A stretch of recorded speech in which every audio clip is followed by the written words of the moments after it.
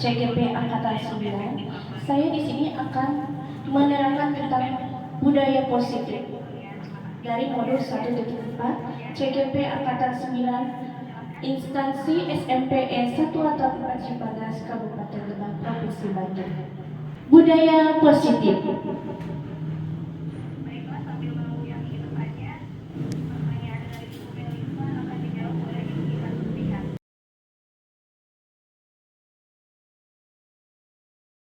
Definisi budaya positif merupakan nilai-nilai keyakinan dan kebiasaan-kebiasaan di sekolah yang berpihak pada murid agar murid dapat berkembang menjadi pribadi yang kritis, penuh hormat dan bertanggung jawab.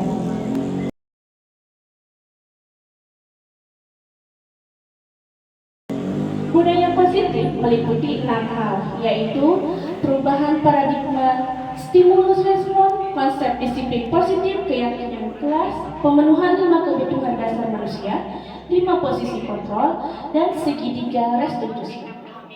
Pertama, perubahan paradigma, stimulus respon.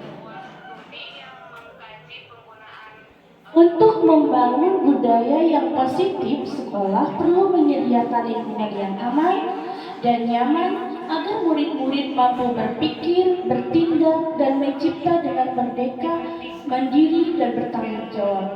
Salah satu strategi yang perlu ditinjau ulang adalah bentuk disiplin yang dijalankan selama di sekolah-sekolah kita.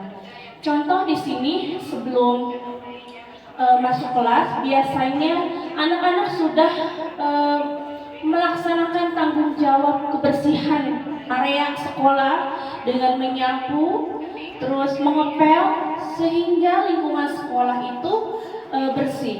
Sebelum jam 7, anak-anak juga sudah tiba di sekolah meskipun kendaraan sulit ya, karena di sini daerah pegunungan, mobil itu cuma ada 1 kali. Nah, anak-anak itu berjalan kaki dari rumah ke sekolah. Itu tingkat kedisiplinan kita di sini sudah sangat terjaga.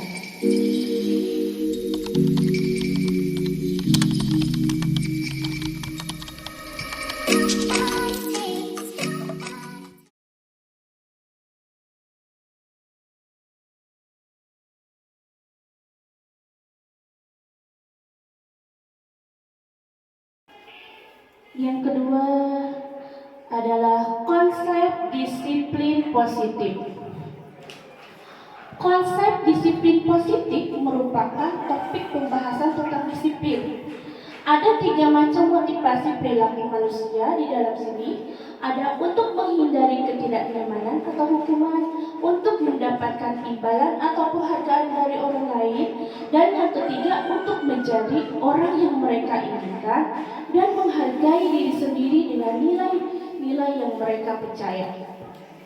Jika lingkungan kita sudah positif, ya, keyakinan kelas kita itu sudah positif, nanti budaya positif itu dengan sendirinya akan terbangun di sekolah itu.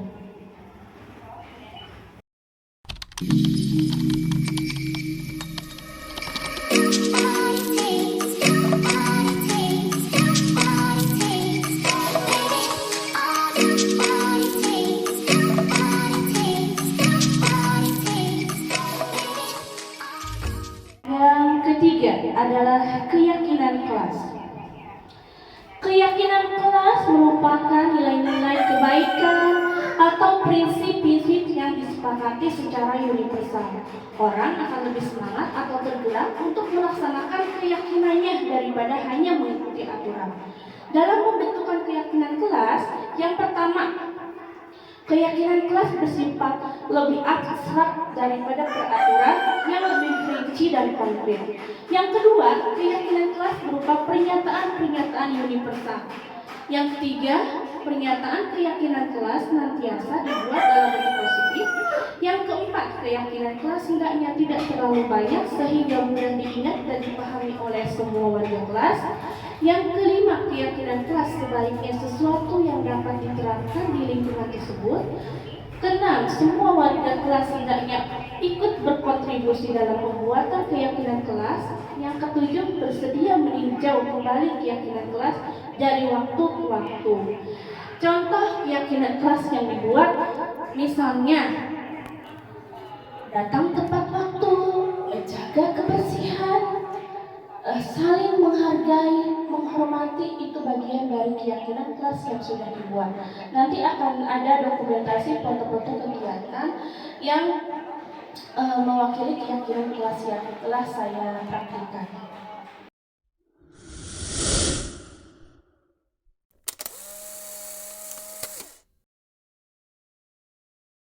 Assalamualaikum warahmatullahi wabarakatuh. Waalaikumsalam warahmatullahi wabarakatuh. Anak-anak ibu yang ibu sayangi, hari ini kita akan membuat keyakinan kelas. Keyakinan kelas ini dibuat oleh kita bersama dan ditaati oleh semuanya. Nah, ibu akan membagikan sticky note di sini.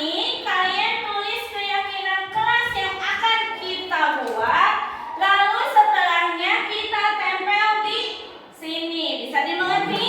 Bisa. Iya, silakan ditulisnya. Tadi ibu sudah bagikan kan? Tulis. Hah? Ada yang sudah selesai menulisnya? Silakan langsung ditempel. Belum tidak? Ayo bagi. Ya. Ya. Di sini. Silakan tempel di situ. Iya, siap. Betul. Ya. Boleh. Oh, yang penting nempel. Ya, yang penting nempel. Kalau tidak nempel, ganti kertasnya saja.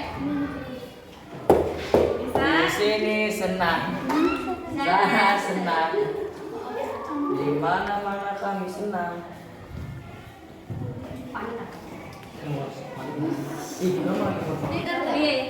Ayo kali.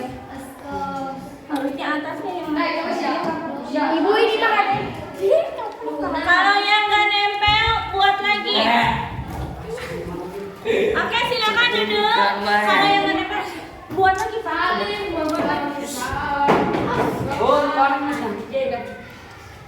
Nah, silakan duduk kembali. Kita bahas ya kesepakatan kelas yang sudah kalian buat.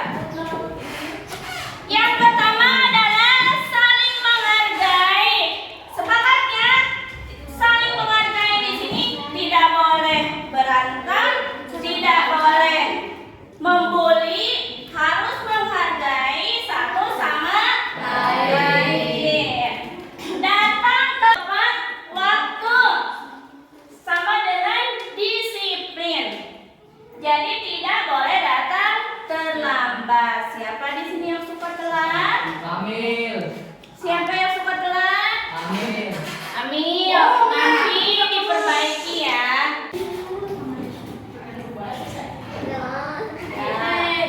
Datang tepat waktu, terus melaksanakan piket kelas. Di sini siapa yang tidak suka piket? Ibu rasa sebagian orang termasuk laki-laki biasanya suka susah diminta piket. Laki-laki, coba perempuan yang nyapu, yang ngepel, laki-laki yang ngangkatin. Ya, jadi saling kerja sama, gotong royong. Ada lagi saling menghargai, melaksanakan 5S: salam, sapa, senyum, sopan, dan santun.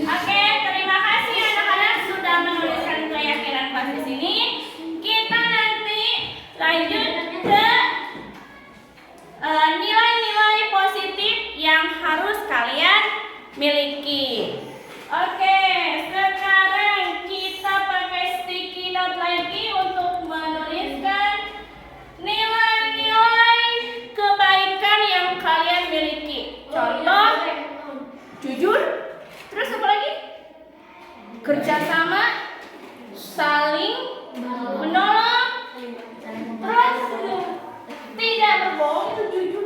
Terus apa lagi?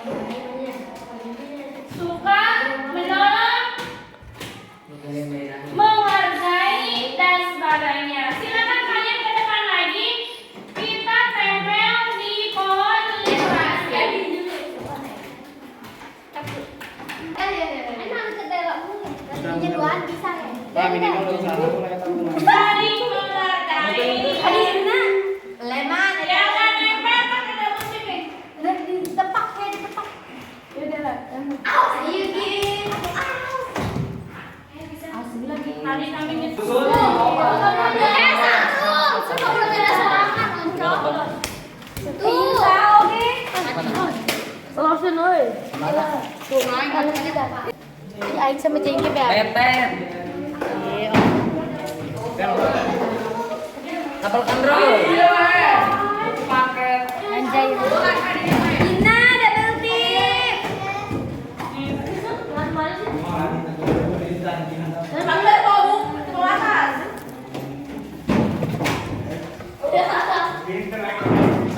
Adat. Terakhir. Kalian sudah menempel nilai-nilai kebaikan yang kalian miliki. Di sini ada yang nulis jujur, kerjasama, gotong royong, saling membantu, tanggung jawab, mandiri, kreatif, inovatif, dan sebagainya. Terima kasih kalian sudah menuliskan nilai-nilai kebaikan yang kalian miliki. Kalian juga sudah menuliskan keyakinan kelas. Mudah-mudahan dari yang tadinya berpakaian belum dimasukkan sekarang bisa dimasukkan. Bisa berpakaian rapi. Terus menjaga kebersihan kelas, datang tepat waktu, dan sebagainya. Terima kasih semuanya sudah mengikuti kelas ini dengan baik. Ibu percaya kalian semua bisa merubah perilaku yang tadinya tidak baik menjadi perilaku yang baik. Sekian dari Ibu. Wassalamualaikum warahmatullahi wabarakatuh.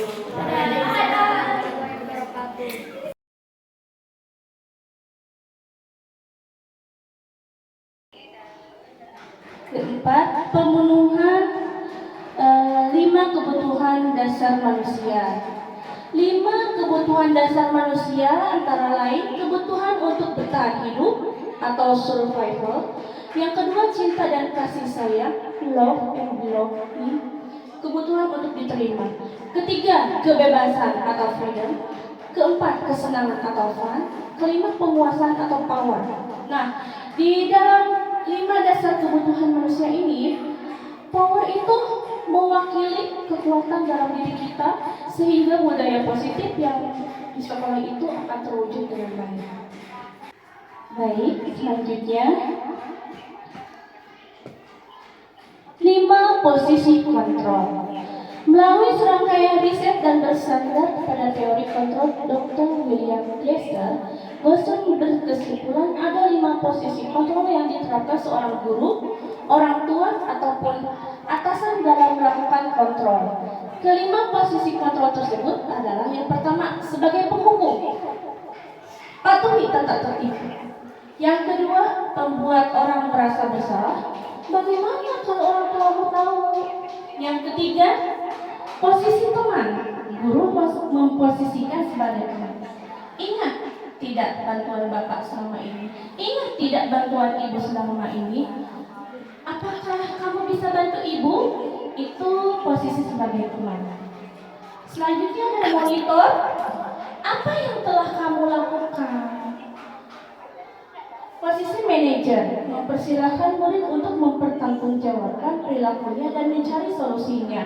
Contohnya, jika kamu melakukan kesalahan, solusi apa yang akan kamu lakukan? Itu posisi sebagai manajer. Hal ini akan dibuktikan dengan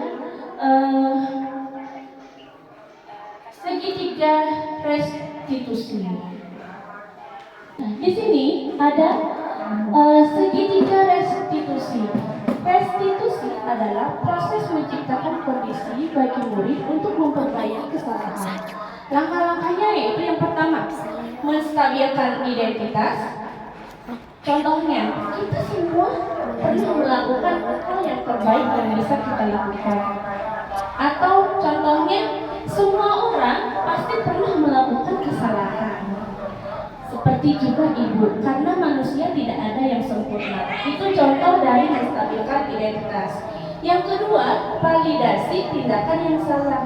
Semua perilaku memiliki alasan. Ibu ingin tahu alasan kamu melakukan kesalahan itu karena apa? Misalnya datang terlambat. Semua orang pasti pernah melakukan kesalahan. Ibu ingin tahu alasan kamu terlambat kenapa? Mengapa kamu terlambat? Nanti biasanya anak menjawab kesiangan karena main game atau apa. Yang ketiga, menanyakan keyakinan atau keyakinan kelas. Ketika anak terlambat, anak mempunyai alasan. Misalnya, karena semalam saya bergadang bu, main game bu, makanya saya bangun kesiangan. Yang ketiga, keyakinan kelas. Keyakinan apa yang sudah kamu langgar? Nah, dari situ anak bisa menjawab, keyakinan kelas yang sudah saya langgar adalah nilai datang tidak tepat waktu atau terlambat. Itu sudah melanggar keyakinan kelas, yaitu disiplin, datang tepat waktu. Ya, di situ. Dari segitiga restitusi ini, si anak diberikan masalah yang ia hadapi, si anak diberikan pertanyaan untuk validasi tindakan yang salah. Yang ketiganya, anak tersebut diminta untuk mencari solusinya.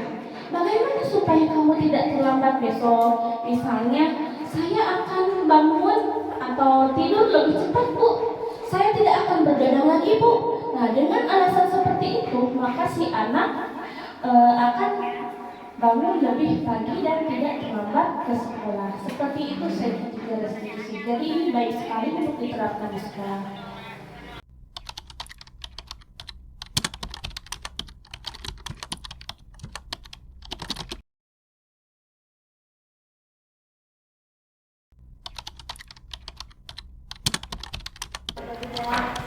Waalaikumsalam. Selamat pagi Pak Is. Silakan duduk.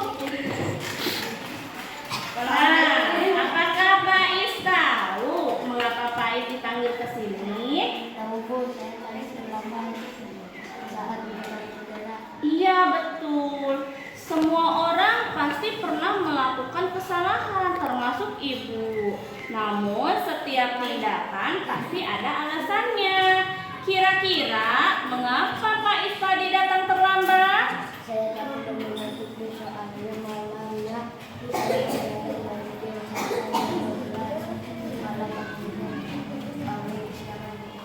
Oh begitu ya. Tapi kamu masih ingat tidak keyakinan kelas kita? Kira-kira keyakinan kelas apa yang sudah Pak Is langgar?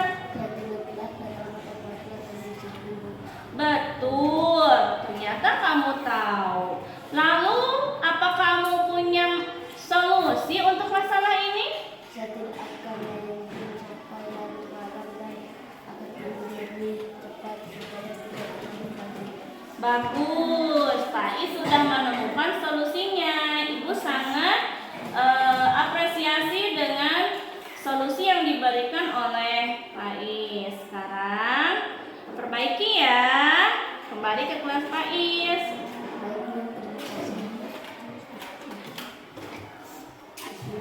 Waalaikumsalam warahmatullahi wabarakatuh. Perkenalkan nama saya Faiz dari kelas 7. Setelah saya terlambat dan melakukan segitiga restitusi, saya menyadari kesalahan saya dan mencoba untuk tidak terlambat lagi. Wassalamualaikum warahmatullahi wabarakatuh. Terima kasih Pak Is. Sama-sama Bu.